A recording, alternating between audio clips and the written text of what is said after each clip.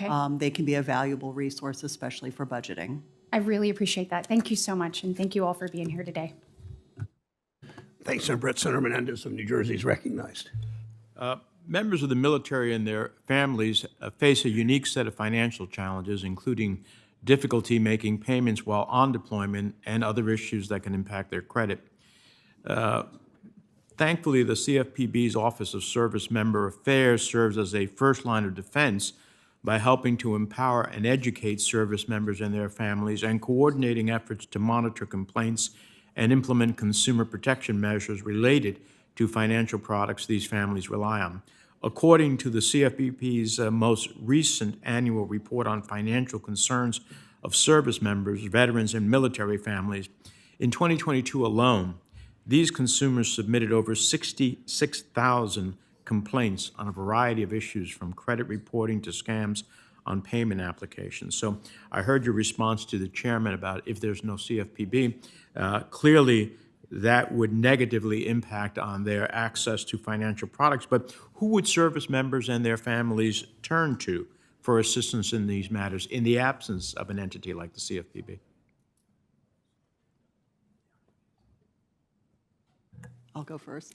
I think that the service members and their families would reach out to DOD in the absence of a CFPB. I think they would reach out to more veterans and military service organizations. I mean, even now with CFPB, we get lots of questions, and we hear from families about complaints, and then we refer families to CFPB so that they can register those complaints and talk with someone in the Office of Service And the final Member. analysis, it ends up at CFPB for most of the time. Without a CFPB, then there's a vacuum.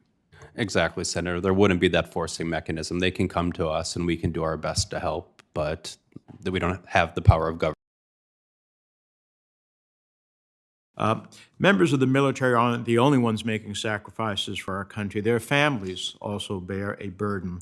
Spouses are left to figure out how to cope with long deployments and frequent moves. These moves present military spouses with challenges in advancing their own careers.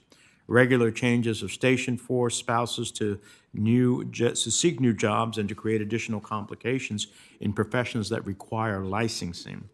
Ms. Risco, to what extent are the Department of Defense policies effective in helping military spouses overcome obstacles to finding meaningful employment?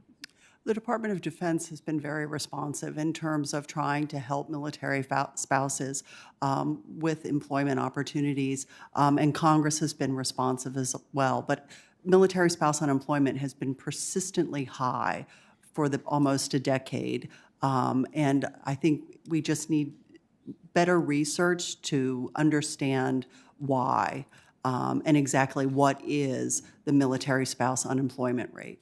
Is that something that the Department of Defense could conduct that research to understand how to better help military spouses, couldn't they? Actually, we've asked the Department of Labor if they could do something similar to what they've done with veterans and determining the veteran military spouse unemployment rate. No, we're still working to figure out how to get that done. That's something we need to help you with, because we need to understand how we achieve a greater success. According to HUD, this committee also has jurisdiction over housing. Over 30,000 veterans are experiencing homelessness.